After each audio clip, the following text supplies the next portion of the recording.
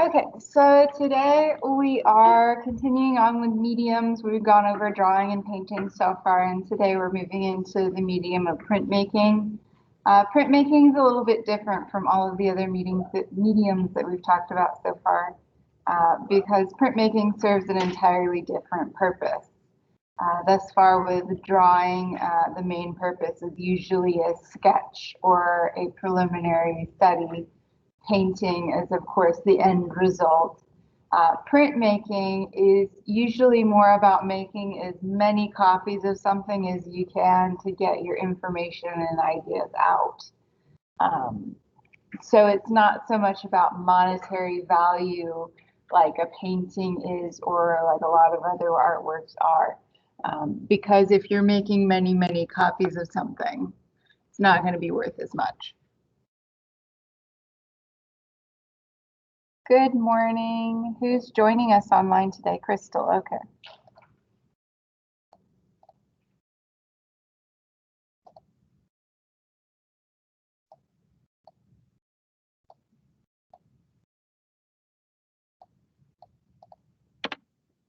Yes, I should probably share that for Crystal.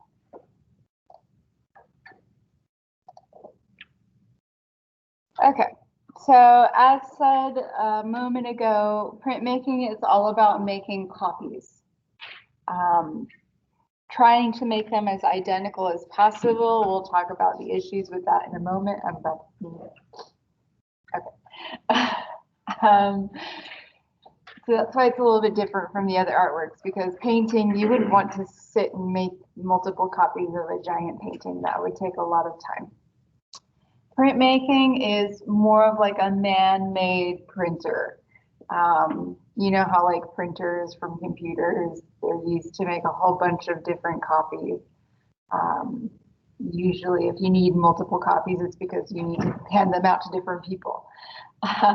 Same deal with print. You're trying to make multiple copies so that you can get your ideas and information out to multiple people.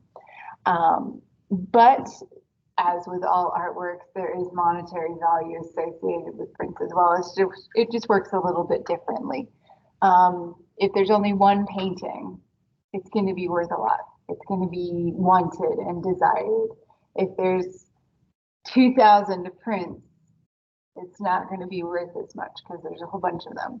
If there's only 10 prints, it's going to be worth a little bit more.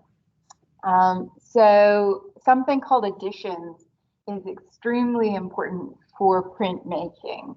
Editions are sets in which you've printed. So let's say you printed 10 copies of something. That means you made an edition of 10. If you've printed 100 copies of something, that means you've made an edition of 100. Usually, if you make under 100 copies of that image, it's called a limited edition set, meaning there's not too many of them and they're kind of valuable.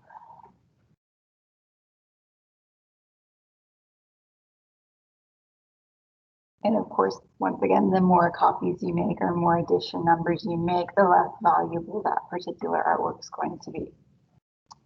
Now, the second thing that comes up with editions is the lower in number your copy is in that edition, the more valuable it's going to be. That's because when you are making copies of something, you're wearing down your printer. For example, if you're using a printing stone, that stone is going to wear down and the image isn't going to be as clear. So you're going to want your particular copy to be towards the beginning of that set that was being printed versus the end of that set. So, for example, let's just do a 4 out of 10 because that's easier to get.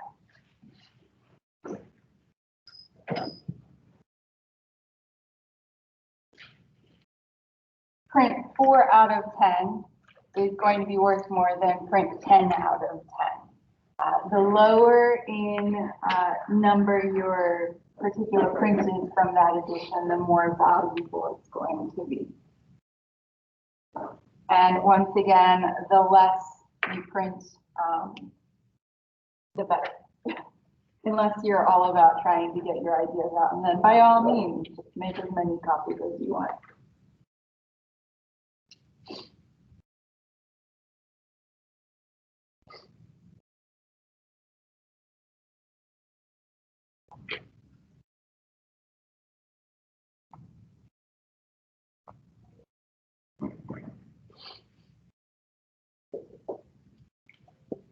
So it looks like we're doing fractions today, but we're not. We're talking about addition.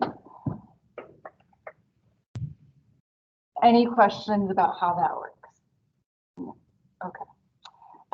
There are some websites that you might have to use for this class that I'm going to take the time to go over now because it's a great time because they have prints for sale and they tell you how many editions there are.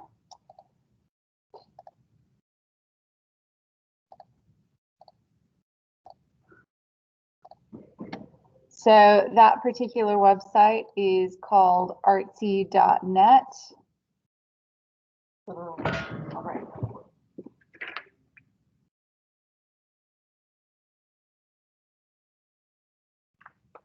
Might be really good for you because they have a collection of like literally anything and everything.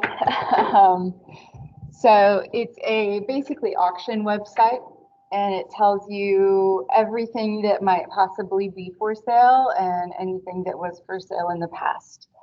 And you can literally just look up any artist, gallery, style, medium, theme, and it'll give you ideas. So,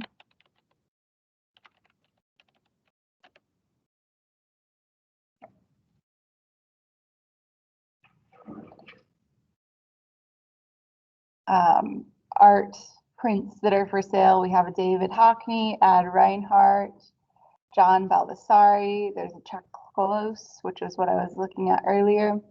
This Chuck Close here, if we read over on the side, I'll blow that up a little bit. We have the name of the artworks, Alex Reduction Print, the year it was made, how it was made. It was a silk screen print. We're going to be talking about silk screens today. It's a more modern kind of printmaking. The dimensions as well as the edition. So this is from an edition of 35, meaning there were 35 copies made. As I was said, usually if you make less than 100 copies, it's considered a limited edition set, making it worth a little bit more money. Pace is a particular gallery that usually will make you call them to figure out more information because they want to try and sell you a bunch of stuff. So if you want to know how much this one is worth and what number in the edition it is, you would have to call Pace, but they have their contact information. And even if you're not trying to buy something, they'll still answer your questions, I promise. And because they don't know any better, they don't know you're not going to buy something. And then information as well about the artist himself, how he's done it past auctions. His past auctions highest record was 5 million in 2005. That was not a print. I will say that now. Prints don't usually sell for that much unless it's like an Andy Warhol. But yeah, and all of his past exhibitions that he was in. Which is why it's a wonderful object to look at if you're trying to study a particular artist or art style, because you have a list of literally everything they've ever had a show at or a gallery show. And usually there's like books that you can look at with information attached to them, as well as the images that were shown. So a lot of information can be accessed through this website, including editions and edition numbers. This one says the price, it's $700. It's from an edition of over 99. Of course, you can blow it up and look at it closer. And once again, information down below for anyone that might need it. So great website. Another website that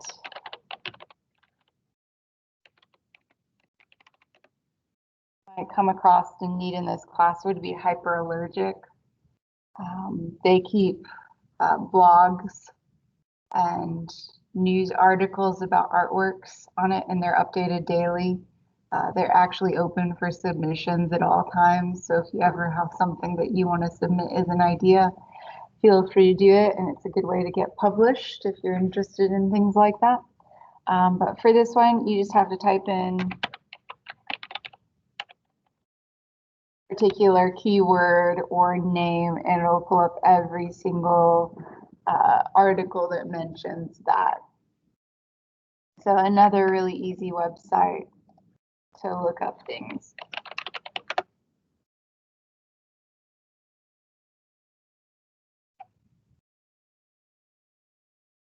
And like I said, they update it daily too.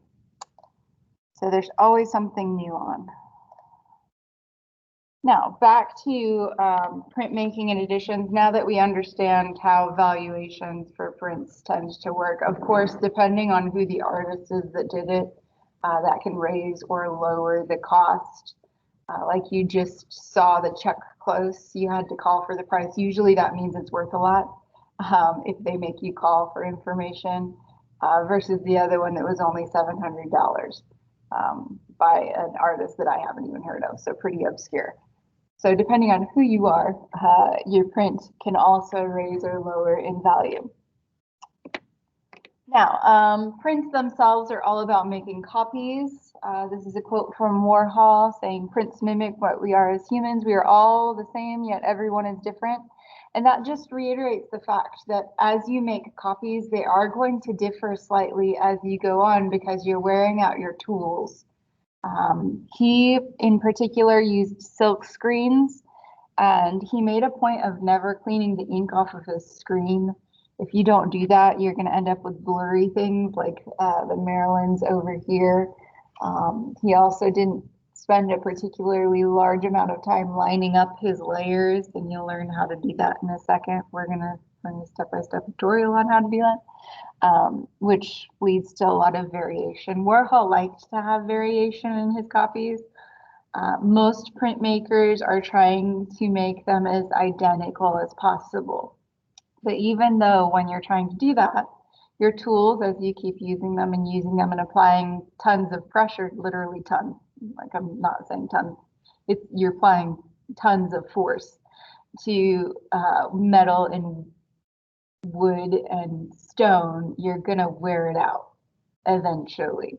So even when you're trying to get identical copies, there's gonna be differences between them. And that's just how printmaking is. And you can really see the differences between each Maryland. Each one of these is a separate print that he has pieced together, and you can just see how different each one of them are, especially if you're not taking care of your tools at all in between prints. A little history of printmaking. It originated from China.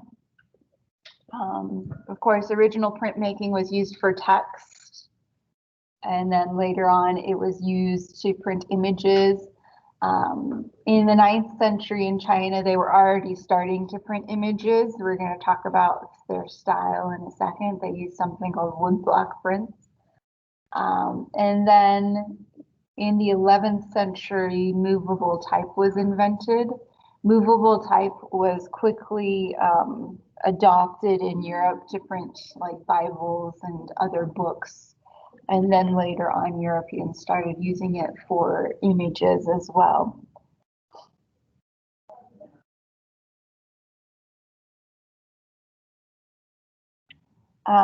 And by the 19th century, as well as today, printmaking and printing is used for many, many different things.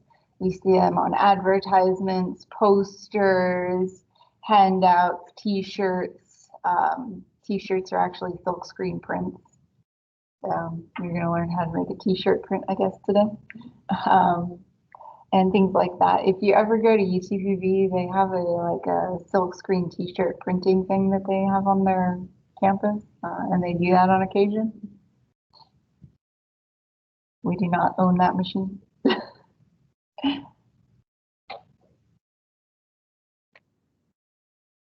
So different kinds of printmaking, just as we talked about different kinds of drawing and different kinds of painting, there's different kinds of printmaking. We're starting once again in chronological order from oldest to newest, the oldest being a relief. There's 3 kinds of relief. We're going to talk about each one. Then intaglio, lithography, stencil, and silkscreen. Stencil and silkscreen, very new.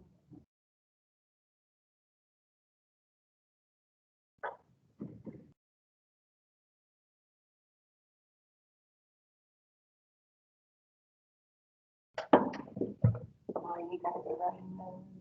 I'm going to make a list again today so you can understand the differences, because it gets a little complex as we go.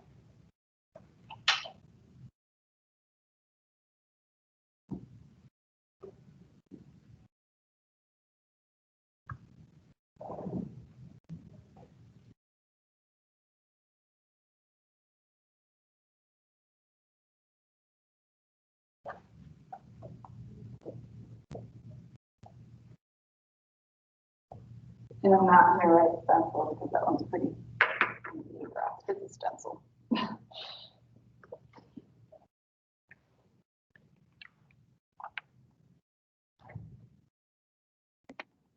Okay, we're starting off once again with relief. There's three kinds of relief. There's a wood cut, a wood engraving, and a lino cut. Reliefs are probably the most basic and easy to understand out of all of the printmaking that we're going to be talking about besides stencils. Stencils are pretty basic. But relief prints are just like a stamp. So those of you online, you see how the portion is raised on the stamp? Crystal, do you see that? I'm assuming you do. So if you've ever seen a rubber stamp, you know that the image is raised out of it and it's sticking up. Reliefs are just the same identical thing, except instead of rubber for a stamp, they use wood. So you would cut your image out of your stamp, leaving it raised, or your block print or wood cut. And it would be raised, and then you would apply ink to it and you press it down. Very simple, fancy name for a stamp. A wood cut.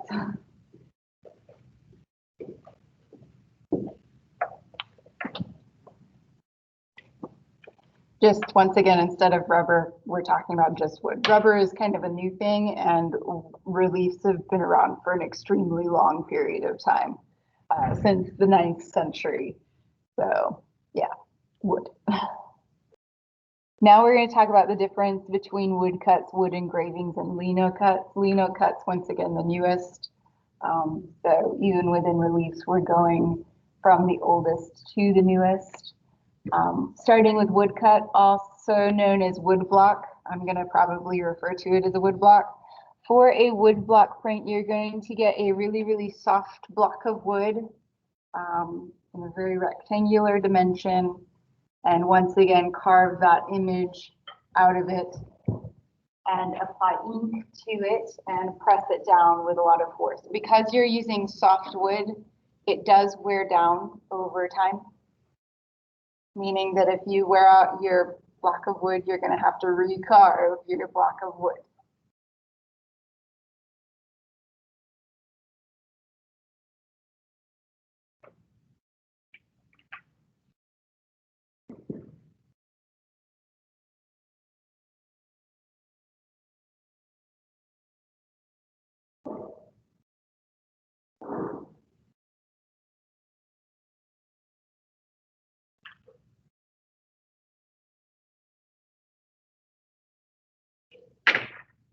Now, if we look at our little pizza stamp, what am I going to have to do if I want my pizza to be orange and my pepperonis to be red?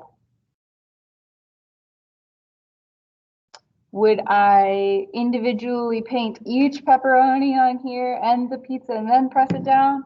Or would it be easier to make two separate stamps, one for the pizza and one for the pepperoni? Which one would work better? Two separate stamps. So same deal with these, for these relief prints. For every single layer of color, you're going to want to make a different block so that you can just go bam, bam, bam, and make it like a factory. As soon as one layer dries, you can go on and do the second layer. Because these guys, they would make thousands of these, thousands of copies. You wouldn't want to individually paint each color on there. It would take too long. You might as well just make a painting at that point. So they would make a different block for every single layer of color, beginning with the back layer and working their way to the front. Yay. We get that. I can tell on your faces that you guys get that. Sometimes people don't get that. They're like, I don't understand why they don't just paint their colors on the block. I'm like, that would take too long. It'd be so time consuming, and that defeats the purpose of a print. So this particular kind of print, the woodblock or woodcut print, was extremely popular in Japan, particularly during the period in which Japan was producing something called ukiyo-e pictures. That's going to pop up a few times in this class, so you might want to write it. Ukiyo-e literally translates to pictures of the floating world, which sounds very ethereal, but it just means pictures of everyday life. So in Japan, this particular trend was really, really popular in the 1800s, this ukiyo-e trend. And they would make prints of just people doing their jobs. So here we see men walking down the hillside and up the hillside in a rainstorm. Normal everyday life. And like I said, they made thousands of copies of these. In fact, they made so many copies that people started using them like, so when you're like shipping something or storing something, you know how you wrap it in newspaper and pack it? They would use these for that because there were so many of them in abundance. So when they were shipping things off to like Europe, because Europeans like to collect like tea sets and stuff, so they'd pack them and wrap them in these prints. And these Europeans would see these prints, and the artists in particular, the European artists, they collected them. And people like Van Gogh ended up copying them, which I kind of hinted at the other day when we were talking about Van Gogh. Another really famous print, obviously the Zokusai's Great Wave, also ukiyo-e. These are just guys fishing. You see their little boats. Mount Fuji in the background being echoed in the waves. Once again, another woodblock or woodcut print. And once again, for every single layer of color, he would have made a different block.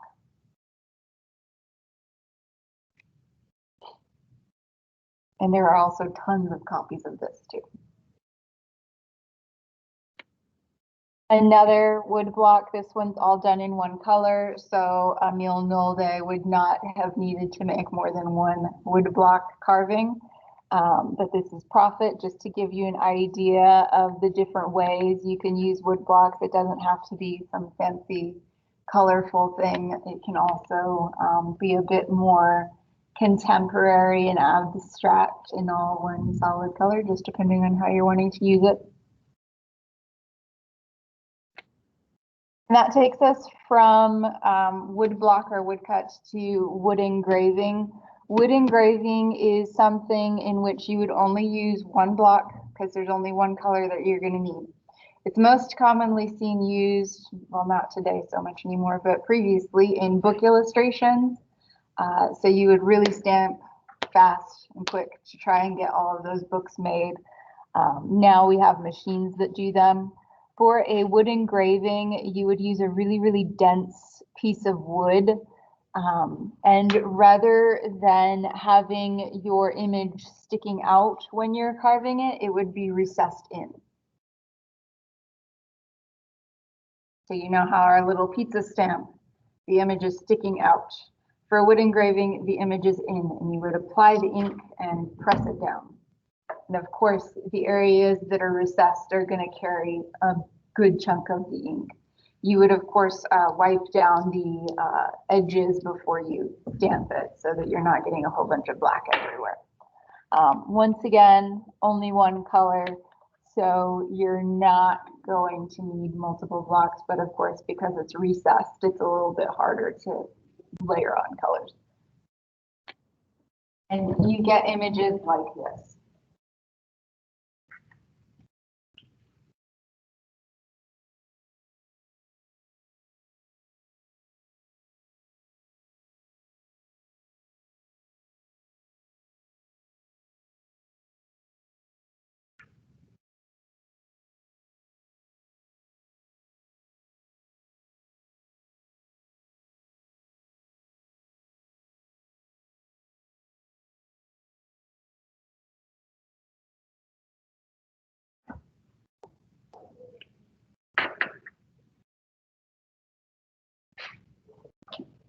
And now you guys are beginning to understand why yesterday I said printmaking is probably the most difficult thing to understand as far as mediums.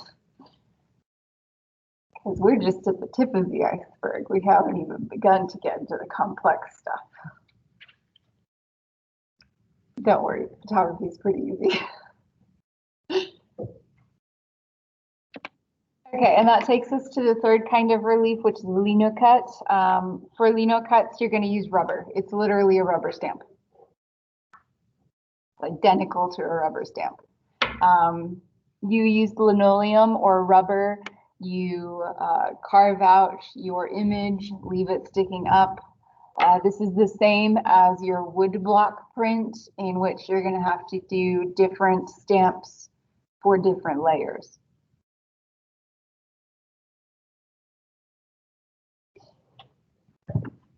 Obviously, because it uses rubber, it's a more modern invention as far as relief printing.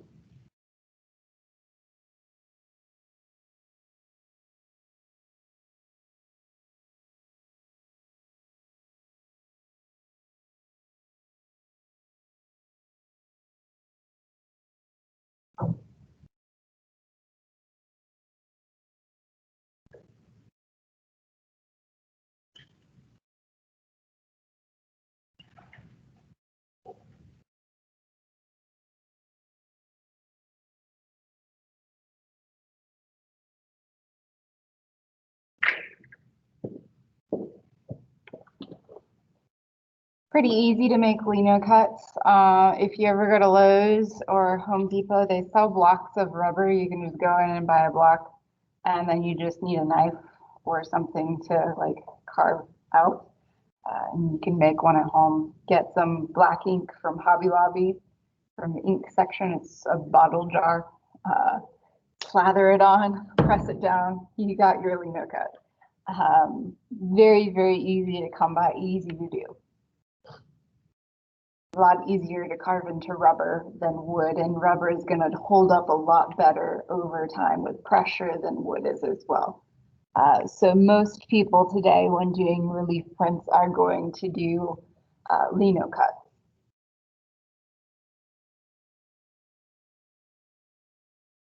And that covers our three kinds of relief.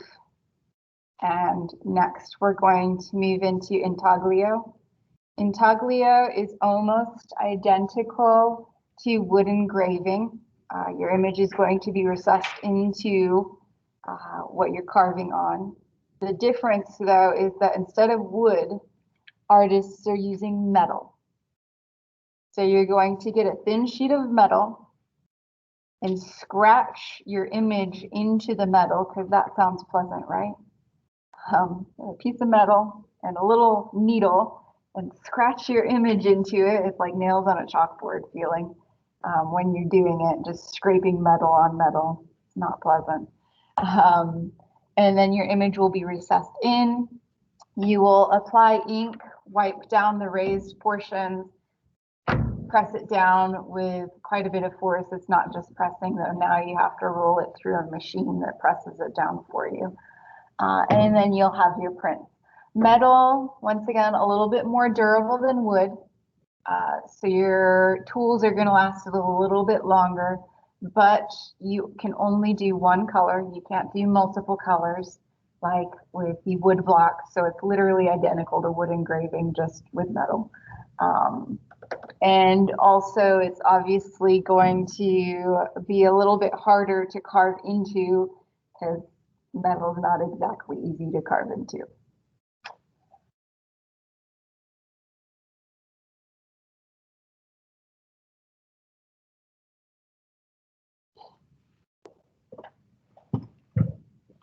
These days, instead of using a metal plate, we use plastic.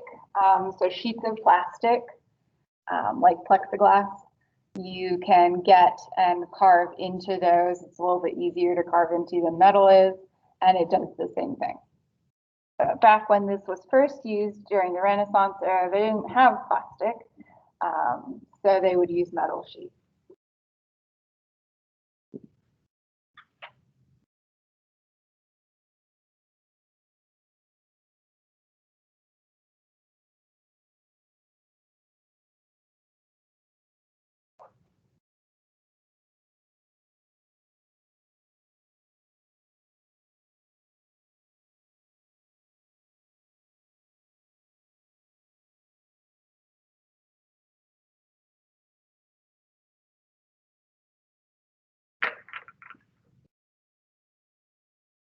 Artists that are really well known for their intaglio prints are Rembrandt and Albrecht Dürer. Here is one of Albrecht Dürer's prints. This is his rhinoceros. I'm aware that's not how rhinoceros is spelt, but that's how the title of the artwork is spelt. So this is from 1515. It is once again an intaglio engraving. So the artwork, he got a metal plate. He carved all of these words into it, as well as the image. So you'll notice that with intaglio versus woodblock, you can get a lot finer details. Woodblock is kind of just a solid swash of color, layer by layer. And this one, you can get really, really precise, fine details to the point that you can carve words into them. Of course, that relies on you having precision with your tools as you're carving. But here, this is what in 1515 Europeans thought a rhinoceros looked like. People went to Africa and wrote down what they saw, came back, and artists tried to illustrate what they were reading. And this is what Dürer got. Dürer thought that it was covered in metal plates because that's what people described it in their writings. Obviously, we know better today, but yeah, for a long time in Europe, is what they thought a rhino looked like. There's a lot of copies of this one, by the way. I think the last time I saw one at Sotheby's, it was only about $800, which is pretty cheap for something from 1515 from a famous Renaissance artist. Another Albrecht Dürer, this one doesn't have as many copies, so it's worth a little bit more. The Knight, Death, and the Devil. Once again, you can see the precision and detail you get with intaglio. Back here, we have a village and a castle. In the background and the midground, we have a forest and hills, and then the foreground, we have the main scene, which is, of course, night, death, and the devil back here.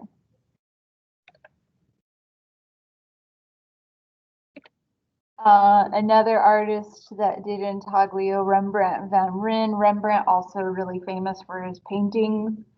He's going to pop up a few times in class. But here, Rembrandt basically used the same methods that he would to create a drawing in order to create his print.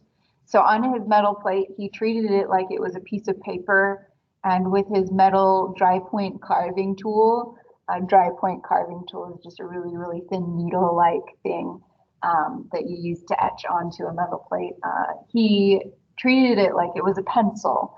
So he used cross hatching as well as some contour hatching and shading, same way you would use when you're drawing.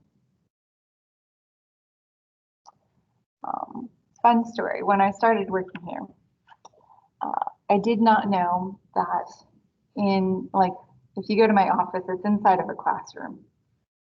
And inside of that empty classroom that nobody's using, in an unlocked closet, the classroom itself also not locked, there was a Rembrandt on the floor in the closet. I didn't know for like months. I didn't know. There's a Rembrandt just chilling, waiting for someone to steal it because it's worth a few thousand. Now we have it locked in a safe. Nobody remembered that it was there. These Rembrandts and Dürers, by the way, they're very small images. They're only about this big. Very, very tiny. Here's another Rembrandt. This is his self-portrait, once again an intaglio etching. Rembrandt is a very rare example of an artist that did a self-portrait every single year he was alive. So like a class photo. So we get to see him age throughout life. That takes us from intaglio to lithography. For intaglio, there's only one kind. For lithography, there's only one kind. For silkscreen, there's only one kind. So we don't have any subcategories for these next few. But for lithography, it's a bit complex. It uses the system of oil and water repelling each other, as well as a little bit of a nitric acid eating into stone for it to work. We're actually going to watch a video because it has so many steps in it for everyone to really grasp how it's made, and it's nice to watch someone actually do it. Very popular in the 19th century, particularly in Paris, for poster advertisements for places like the Moulin Rouge. So we're talking about really, really large posters, like the movie posters, you know, when you're going to the movie theaters. Not that anyone does that anymore. But yeah, so really, really large posters is what you would use lithography for. You can also use it in a small scale, but most often it was originally used on very, very grand, large scales for really big advertisements. And like I said, we are going to watch a video for this one because there's a lot of steps. I remember a lot of them, but I always miss some. So now we just watch a video. Because unless you do lithography on a daily basis, you're probably not going to remember all the steps. On the chemical principle that grease and water repel each other, all work remains on the surface. There is no carving. The artist marks the stone with greasy crayon and then covers it with a thin film of water. When the ink is applied, it is attracted only to the greasy image and repelled by the water, which fills the other areas of the stone.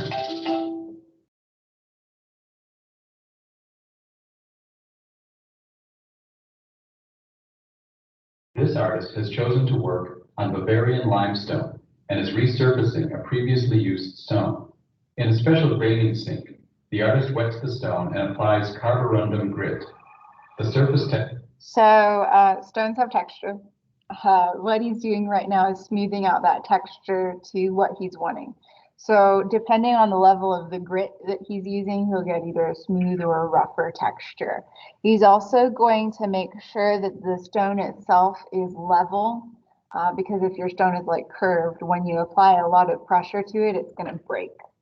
So this is just step one of getting the stones ready. Of course, depending on how big your poster or print is going to be, you're going to need a bigger stone. So as you can imagine, really, really large posters are going to take really, really big stones, and they get kind of heavy. Texture of the stone, which will affect the look of the final print, depends upon the level of grit the artist chooses. The stone can have a coarse, rough texture or a smooth, glass-like surface. By grinding with another stone, the artist can be sure that the surface of the stone is level and ready for printing. If the surface isn't perfectly level, it will break under the intense pressure of the press.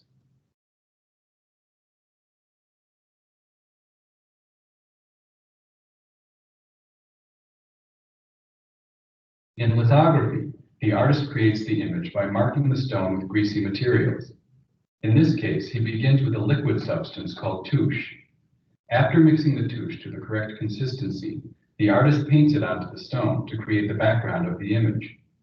To transfer an outline, the artist copies the image onto tracing paper and dusts the front of the sheet with iron oxide. Since the printing process will reverse the image, he places the tracing paper face down on the stone. As the artist retraces the design, the iron oxide is transferred to the stone.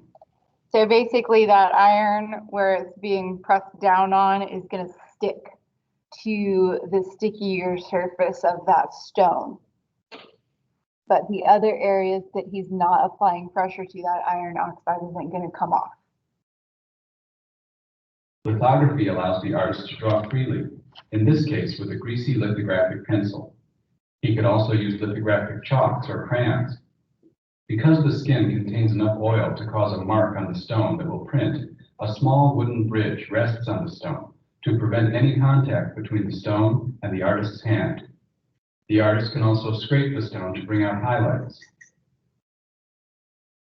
So once again, with lithography being based on the idea of oil and water repelling each other, ink is water-based, grease oil-based. So the areas that have a lot of grease applied to them are not going to pick up as much ink as the areas that have less grease applied to them.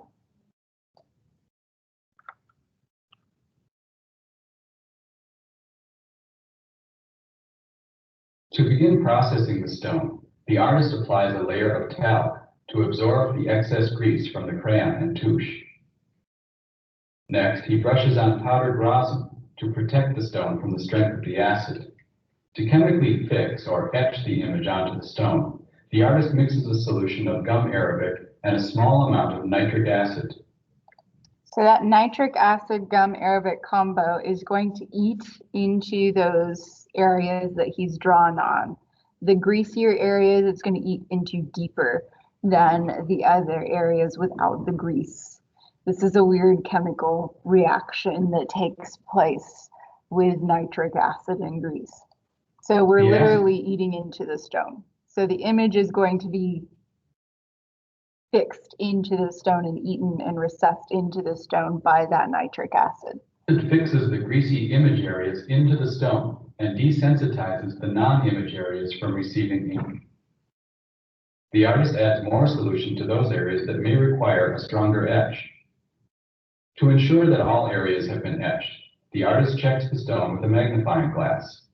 To prepare the stone for printing, the artist dissolves the crayon. So once that image has been eaten into the stone, we don't need that stuff on the stone anymore. So now he's going to clean it and prepare it for printing. Touche of the original drawing with an oil-based solvent. Since the image and non-image areas have been etched onto the stone with the gum arabic solution, a ghost of the picture remains visible. Asphaltum is applied to make the image areas even more receptive to the greasy ink. When the stone is dry, it is ready to print.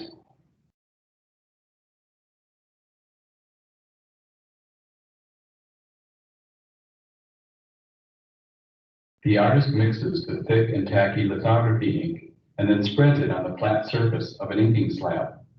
With a leather roller, he spreads the ink evenly over the slab. Because lithography depends upon grease and water repelling each other, the artist must keep the surface of the stone damp with a thin film of water throughout the printing process. The water collects in the non-image areas of the stone and repels the greasy ink, while the image areas attract the greasy ink and repel the water. After the artist applies an even layer of ink, he carefully places a sheet of paper on the stone. Next, a few pieces of newsprint and the tympan are added to even the tension of the press. The pressure bar is lowered into place, and the stone is rolled through the press.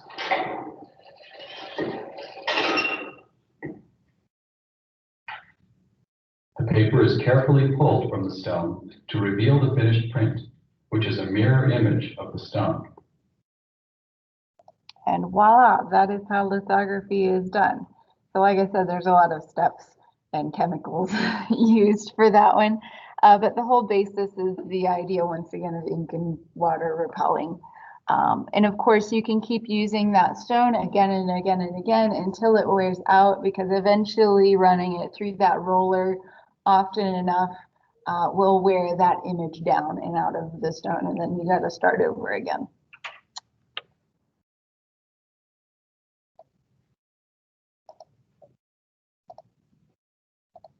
Questions about lithography, because it's a bit more complex than the others. Okay. So some examples of lithography besides the one that we just saw being made. Henry Toulouse-Lautrec's Jane Avril, once again, an advertisement poster. So it was done on a rather large scale.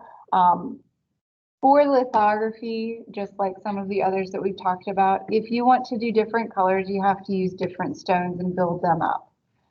So obviously with this one, he used several different stones to create Jane Avril, because once again, otherwise you're going to have to apply your colors into individual areas, and it's just going to be a little bit time consuming. So printmaking itself, it's a bit lengthy of a process to get ready to print, but once you've made all your stuff, you're good to go for a few thousand copies, making it very easy to make all of those copies. And that's the whole purpose of printing, is you're wanting to make copies. So sometimes the process of creating the tools is worth it. Another Toulouse-Lautrec, once again, each layer of color would have had a different stone used on it.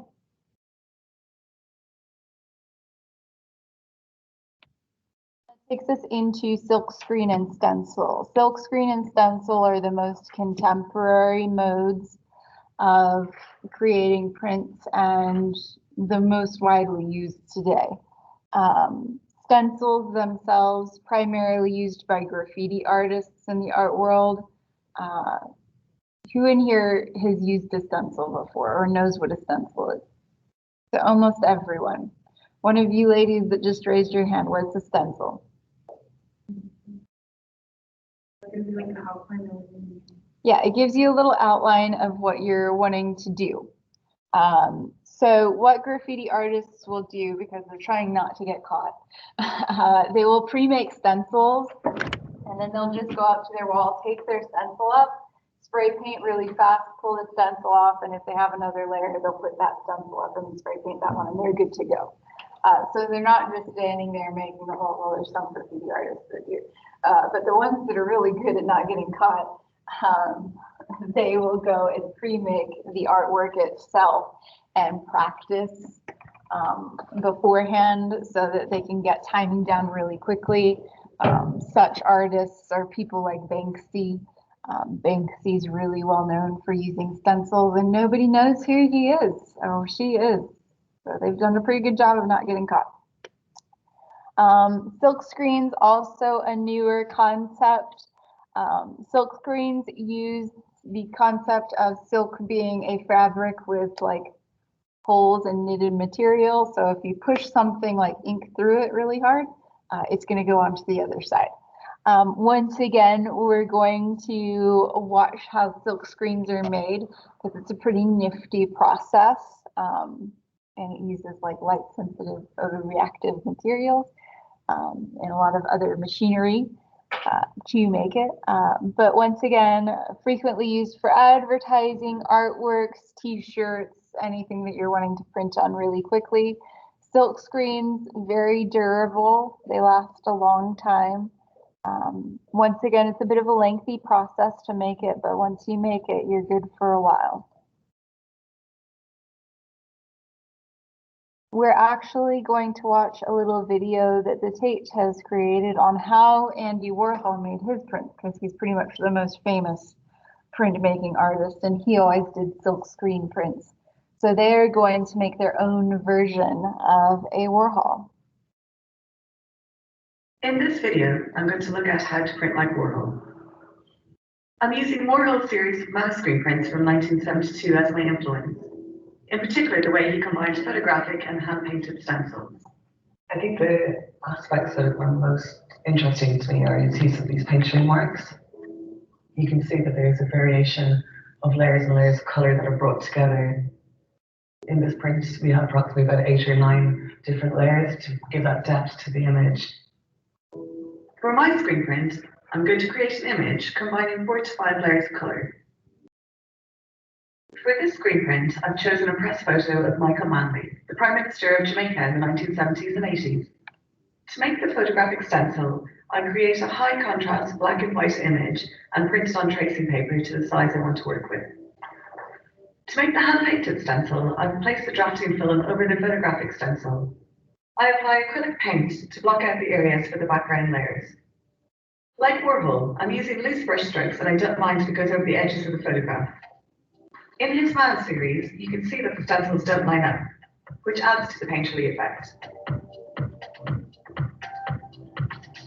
So what I'm doing is mixing the product photo emulsion, adding a sensitizer to the emulsion, which turns it into a photographic emulsion that we can coat onto the screen that then becomes light sensitive. I pour a generous amount of emulsion into the coating trough and apply an even thin layer to the screen. I pop the screen into a drying cabinet and repeat the process. So once again, like she was saying, that stuff is light sensitive, that green stuff.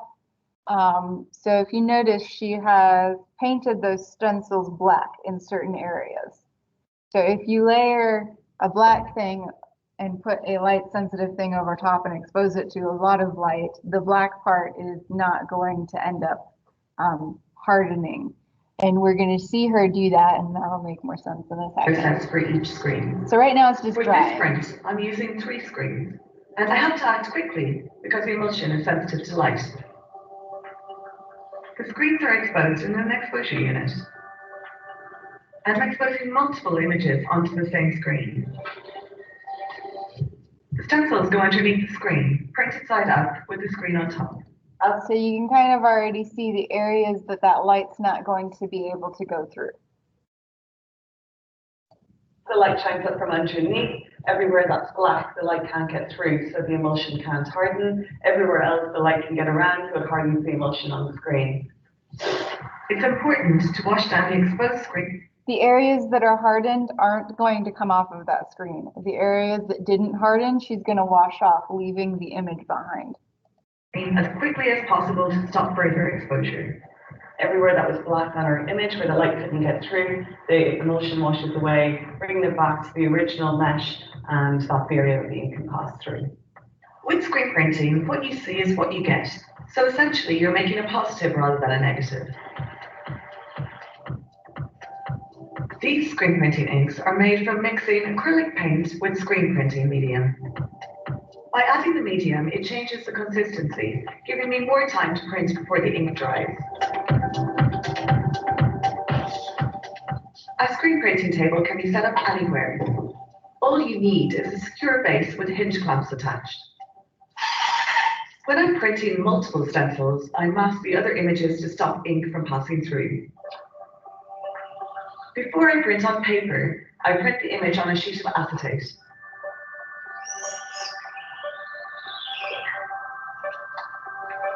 I mark the position of the image to help me line up the paper correctly.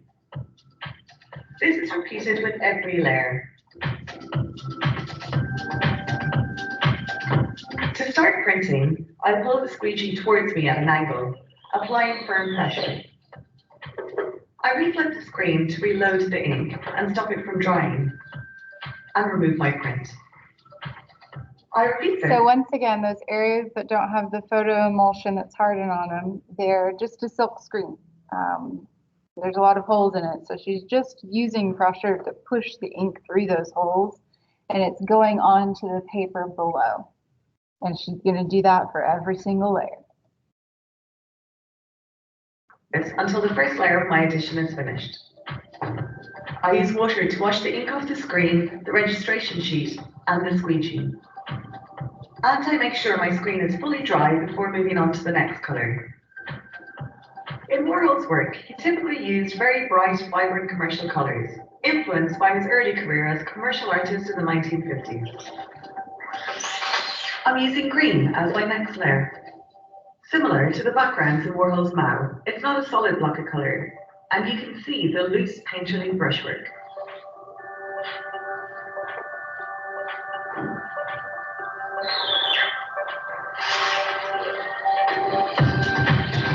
Instead of creating a perfect edition where all the prints are identical, I've taken a more playful approach, varying the background colors on each print. The final layer is the black. This is the layer that ties everything together. Up until now, the image has been quite abstract, so the black photographic layer gives it definition. For me, what comes across the most in this process is the power of seeing a repeated image of the same person. The beauty with screen printing is that even though it's a repetitive process, there's a lot of play that can come within the image. As artists, we never know how it's going to turn out, and that's where the excitement lies. So as you can see, it's a little bit easier to do than lithography and not as unpleasant as intaglio. Plus you can get a bunch of colors. It lasts a long time. Those silk screens aren't going to wear out. You can just store them and then use them whenever you want to use them again.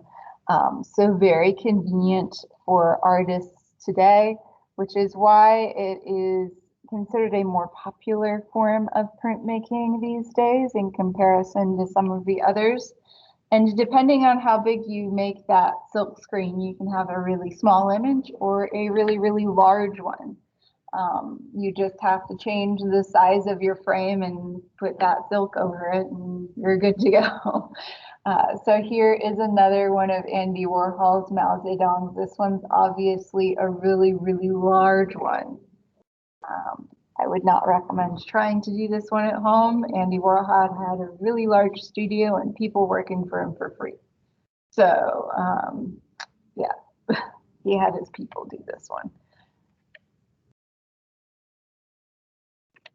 Once again, Banksy, really well known for using stencils to pull off his graffiti works.